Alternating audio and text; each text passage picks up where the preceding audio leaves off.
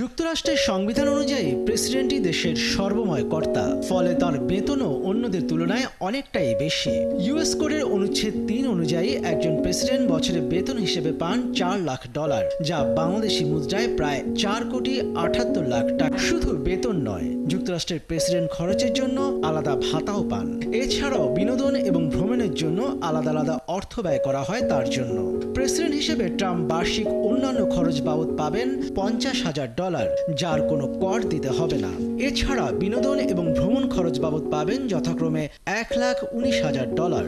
এখানেই শেষ নয়, বিজনেস ইনসাইডারের প্রতিবেদন অনুযায়ী ট্রাম্প প্রেসিডেন্ট নির্বাচিত হওয়ার পর হোয়াইট হাউসকে নিজের পছন্দ মতো সাজানোর জন্য প্রায় $1 কোটি পাবেন। তবে বারাক ওবামার মতো অনেকেই সেই অর্থ ব্যয় করেননি। তার পরিবর্তে নিজের তহবিল থেকে খরচ করে হোয়াইট হাউস সাজিয়ে। এছাড়াও যাতায়াতের জন্য পাবেন বেশ কয়েকটি বিলাসবহুল গাড়ি, limousine, marine one, air force one, the বিস্টের মতো গাড়ি ও বিমানের ব্যবস্থা থাকবে। নিরাপত্তার দিক থেকে যা বিশ্বের শ্রেষ্ঠ বলেই গণ্য হয়।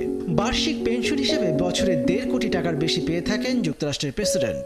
পাশাপাশি আজীবন বিনামূল্যে স্বাস্থ্য পরিষেবাও মিলবে।